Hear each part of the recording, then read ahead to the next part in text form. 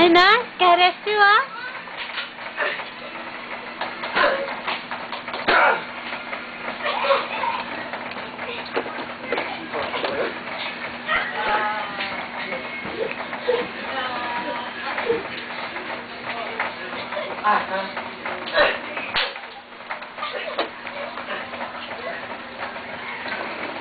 Ganyan lang yan, bis. Maglalaro lang siya.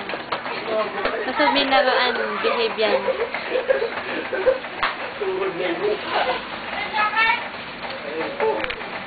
Magkano daw sa pa? Tinatanong ni Papa. Alin? Ha? Ano? Ang sopa. Ang supa? Oo. Pwede yung mga numbers ko. Yung foam na ganyan? Isang set na ganyan. Kung ako, wag na lang foam na ganyan, James eh. Yung kahoy. Kahoy, tapos lagyan na lang natin siya ng foam. Ang pangit eh. Masya. Lalagyan nga natin ng foam, paano magiging matigas? Toyo pala to.